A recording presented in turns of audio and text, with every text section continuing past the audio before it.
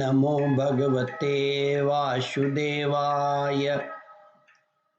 श्रद्धालु भक्तों, श्रीमद् भागवत महापुराण के सप्तम स्कंद के 18वां अध्याय के अंतर्गत नृसिंह भगवान का प्रादुर्भाव, हिरण्यकश्यपु का वध एवं ब्रह्मादि देवताओं द्वारा भगवान की स्तुति का वर्णन है। इसके पूर्व जहाँ तक आप कथा श्रवण कर चुके हैं उसके आगे का प्रस्तुतिकरण करता हूँ। श्री नारद जी कहते हैं, महाराज युधिष्ठिर, उस समय भगवान नृसिंह के गर्दन की बालों की फटकार से बादल तितर बितर होने लगे। उनके नखों की ज्वाला से, उनके नेत्रों की ज्वाला से सूर्य आदि ग्रहों का तेज फीका पड़ गया। उनके श्वास के धक्के से समुद्र क्षुब्ध हो गए। उनके सिंहनाद से भयभीत होकर दिग्गज चिघाड़ने लगे।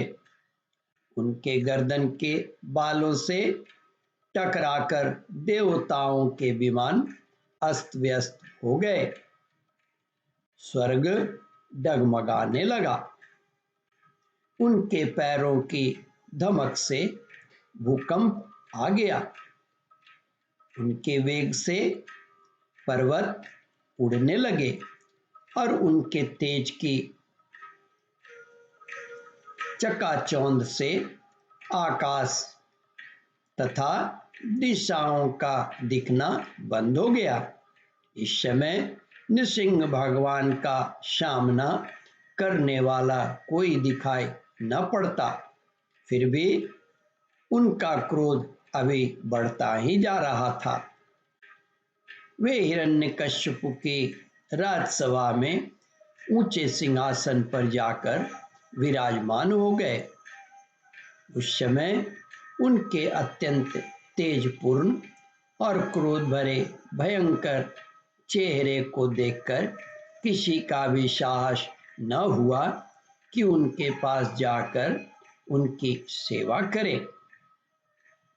महाराज युधिष्ठिर, जब स्वर्ग की देवियों को यह शुभ समाचार मिला कि तीनों लोकों के सिर की पीड़ा का मूर्तिमान स्वरूप हिरण्यकश्यपु युद्ध में भगवान के हाथों मार डाला गया है, तब आनंद के उल्लास से उनके चेहरे खिल उठे।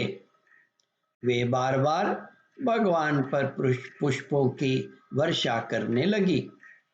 आकाश में विमानों से आए हुए भगवान के दर्शनार्थी देवताओं की भीड़ लग गई। देवताओं के ढोल और नगारे बजने लगे। गंधर्वराज गाने लगे। अप्सराएं नाचने लगी।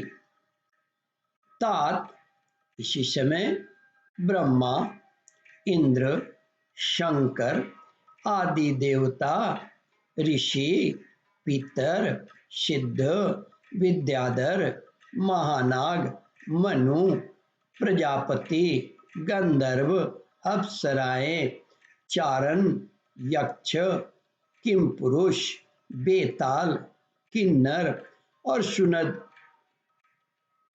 कुमुद आदि भगवान के सभी पार्षद उनके पास आए। उन लोगों ने सिर पर अंजलि बांधकर सिंहासन पर विराजमान अत्यंत तेजस्वी नृसिंह भगवान की थोड़ी दूर से अलग अलग स्तुति करने लगे। ब्रह्मा जी स्तुति करते हुए कहा, प्रभु, आप अनंत हैं। आपकी शक्ति का कोई पार नहीं पा सकता। आपका पराक्रम विचित्र और कर्म पवित्र है। यद्यपि गुणों के द्वारा आप लीला से ही संपूर्ण विश्व की उत्पत्ति, पालन और प्रलय यथोचित ढंग से करते हैं, फिर भी आप उनसे कोई संबंध नहीं रखते, स्वयं निर्विकार रहते हैं। मैं आपको नमस्कार करता हूँ। श्री रुद्र ने स्तुति करते हुए कहा, प्रभु, आपके क्रोध करने का समय तो कल्प के अंत में होता है।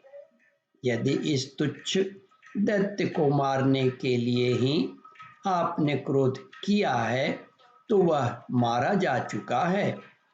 उसका पुत्र आपकी शरण में आया है। भक्तवत्सल प्रभु, आप अपने इस भक्त की रक्षा कीजिए। नारद जी ने युधिष्ठिर से कहा, युधिष्ठिर, इंद्र ने स्तुति करते हुए कहा, पुरुषोत्तम, आपने हमारी रक्षा की है। आपने हमारे जो यज्ञ भाग लौटाए हैं वे वास्तव में आप अंतर्यामी के ही हैं। दैत्यों के आतंक से संकुचित हमारे हृदय कमल को आपने प्रफुल्लित कर दिया। वह अभी आपका ही निवास स्थान है। यह जो स्वर्ग आदि का राज्य हम लोगों को पुनः प्राप्त हुआ है, यह सब काल का ग्रास है। जो आपके सेवक हैं उनके लिए यह है ही क्या। स्वामिन, जिन्हें आपकी सेवा की चाह है वे मुक्ति का भी आदर नहीं करते, फिर अन्य भोगों की तो उन्हें आवश्यकता ही क्या है। ओम परमात्मने नमः। श्रद्धालु भक्तों, इस कथा को ध्यान पूर्वक श्रवण, मनन और इसका चिंतन करें। इस कथामृत का रसास्वादन अपने बंधु बांधवों को भी करावे। इस वीडियो को शेयर और सब्सक्राइब करें। ओम परमात्मने नमः।